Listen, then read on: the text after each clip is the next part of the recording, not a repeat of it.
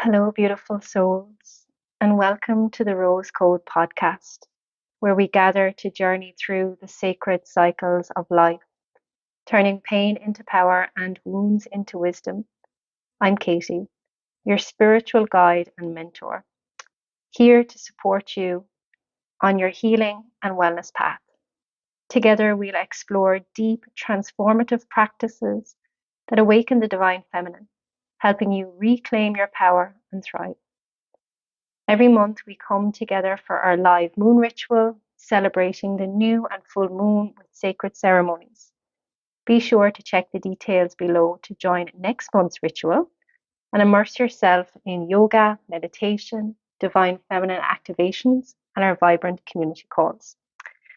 Let's dive in and transform together.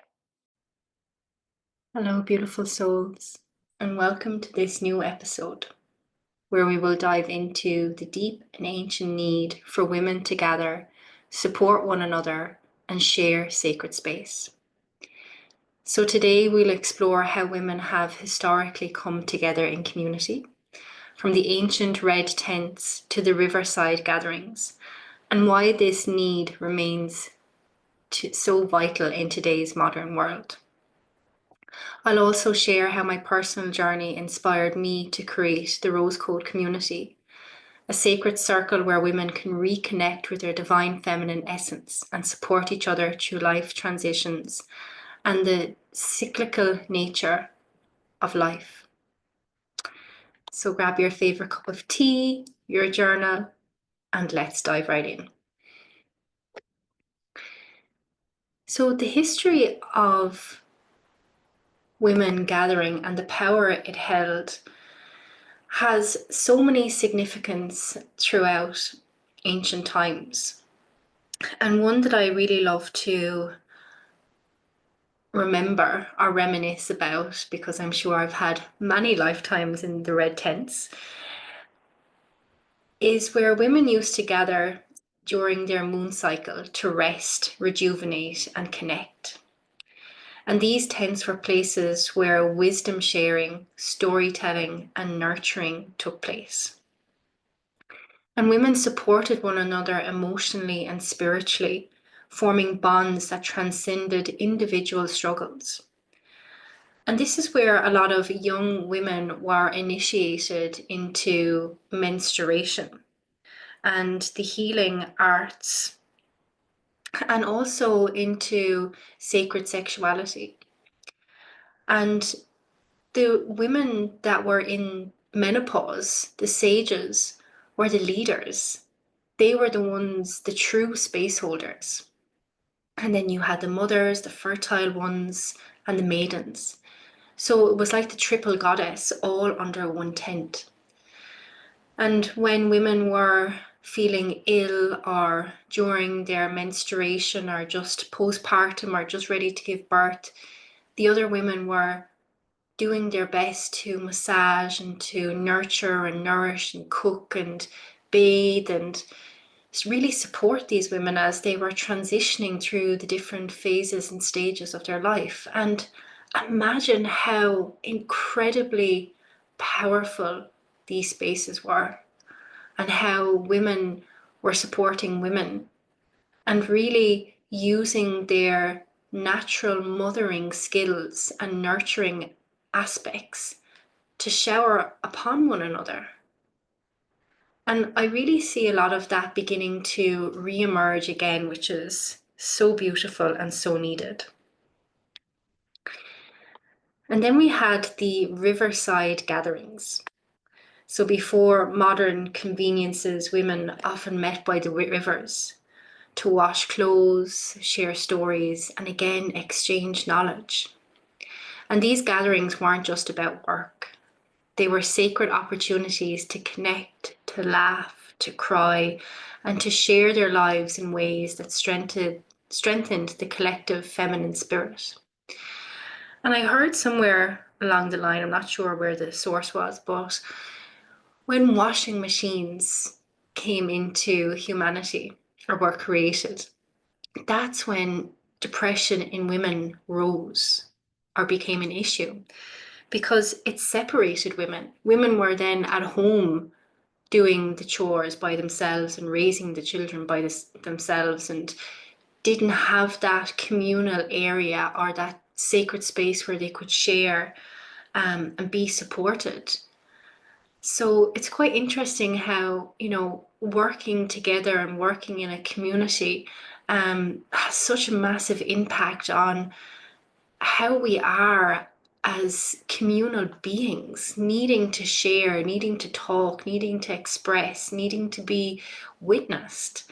And when those spaces are taken away, we tend to suppress and to harbour and to carry the weight of the world.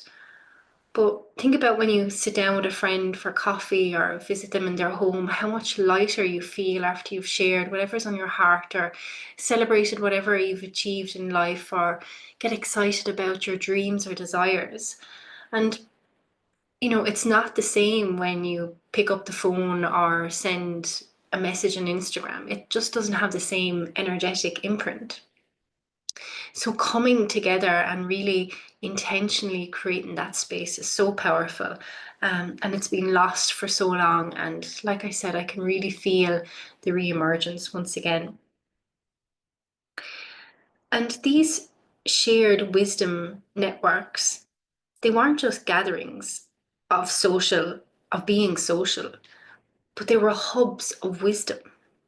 And this is where women pass down knowledge about childbirth, motherhood, spirituality, healing, and they were the keepers of the sacred traditions. And their gatherings were a source of empowerment and collective strength. And these spaces also provided something very essential: a sense of belonging, safety, and understanding. And women could release their burdens, seek advice, and be seen in their truth. And this has been lost in our modern world.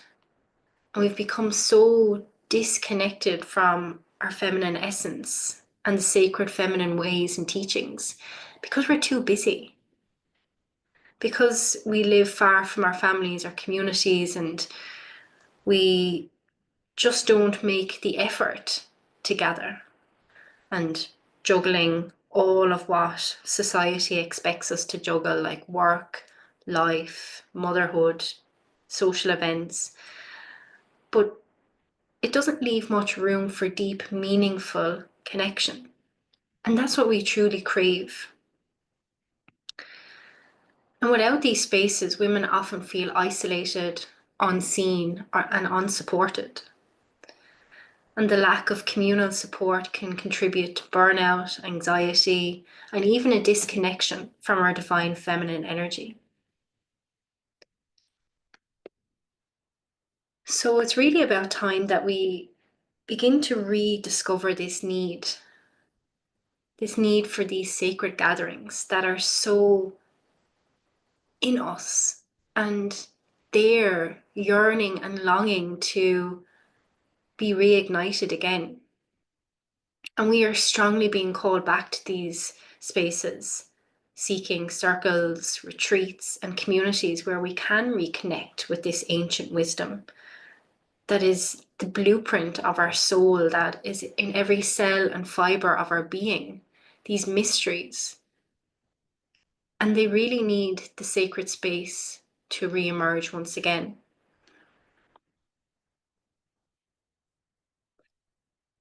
So just before 2017, when I was on my own spiritual journey and discovering yoga and Reiki and meditation and cards and crystals and the moon and like all of the beautiful spiritual stuff that's out there, I found that like a lot of my friends and family just didn't have the same interest or weren't as enthusiastic as I was about it. So a term I like to use is like I stayed in the spiritual closet and I suppressed a lot of my excitement about the moon and what I was discovering about oracle cards and Reiki and energy. And I was just longing to share with others and discovering how sensitive I was and how sensitive I've always been, but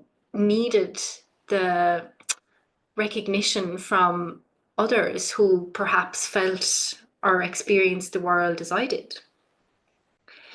So, this longing in my heart really began this search for a community of like minded women where we could have this intentional space and connect and heal and awaken and share and support each other. So, like many, I was so busy. I didn't really have the time or space to create it. Um, and it wasn't until COVID came along and all of my clients were reaching out and wanting to connect online and, wanting to study the chakras and wanted to know more about the work that I do and how they could learn more. So I started creating chakra courses and how to raise your vibration courses, and they were all like, what's next, what's next, like how can we create like something that's more long term. So the Rose Code community was then born, and it's an ongoing monthly membership where we follow the new and the full moon, and we do meditations and all types of yoga, and we have sharing circles, and it really is astonishing how incredibly powerful these spaces are. And as a lot of women say, they're safe haven where they can come and just really dive in to themselves and into the practices. And the messages that I get on a daily basis of like, wow, that moon reading and practice that you shared really resonated so deeply. Like I connected with the mother wound, or I connected with my ancestors, and I never realized that I had these shields and these layers and like all of these aha moments. And I'm not doing the work, I'm just creating the space for these women to be guided into what they already know. And it's so empowering, and like we all get to celebrate each other, or if somebody's having a hard time, we're picking them up and holding the light for them. And it breaks my heart open to see all of these women of all ages from all over the world like really rallying around. And there's no separation, there's just such a great sense of oneness. Um, and every time, there's a practice shared, we're just going deeper and deeper into the feminine. Like when I look back at the introductory classes and lives, I'm like, wow, we have just grown and shed and shared so much over the last 4 or 5 years. It's just incredible. Um, and how these women show up for themselves every day. Like they're just taking more time for themselves, and they're learning that through these practices that going in is the way to heal and to manifest, not to ascend. It's to descend down into themselves and go into that womb cave and to go into explore the mysteries of the sacred feminine. And you know that's what the Rose Code community is all about. It's about holding that space and that container for the women to rediscover themselves. We often have meetups, and we were in Glastonbury last year on an Avalon Rose pilgrimage, and it was just like I'm just overflowing with so much love and gratitude of how these women come together and, yeah, really just want to connect, not with the person, but the energy of another being who has same interests and desires and this longing to heal and to grow and to evolve into themselves, and to really embody the feminine, the divine feminine energy, because society doesn't teach us or doesn't create space for us to do that. So we really have to go out of our way to find those spaces to connect deeply, without distraction and without judgment. Um, so for me, even to be committing to these lives and these practices and to come up with the content, it really inspires and awakens and enlivens me, because I become this channel for the divine feminine. I become this vessel in which it's like, okay, what does the community need? Like what needs to be brought forth in this phase? Because we have 6 different phases with the seasons throughout the community, and it's in each phase it's another opportunity to open and to blossom and to really delve into what are the mysteries of the divine feminine. And they always ask me, it's like, how do you stay so inspired and always have new content to share? It's like, because the feminine is just infinite. Like, it's never ending. Like, you will never get to the depths of the mysteries of the divine feminine and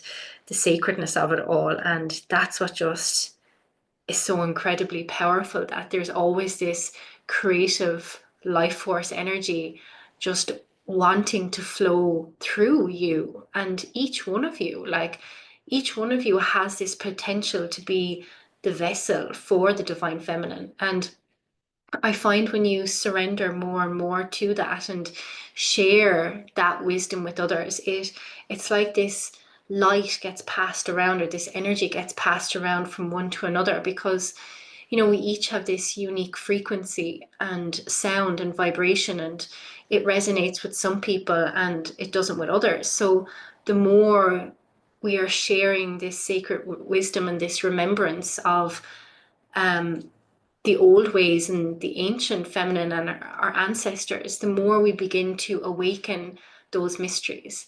Um, and yeah, really carry that flame for the sacred feminine, because, she's needed here on this earth to create the balance and to slow things down and to bring more compassion and kindness and more connection to the earth, because the earth is feminine.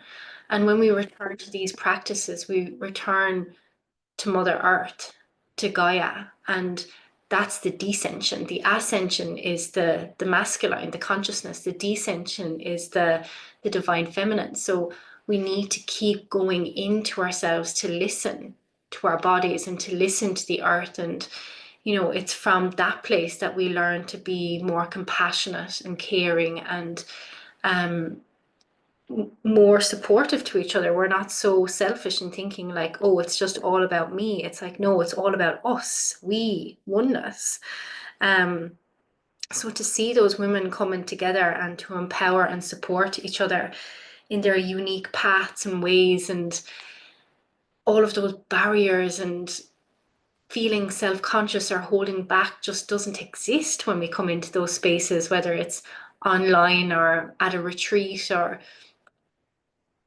traveling together. Like, it's just so beautiful.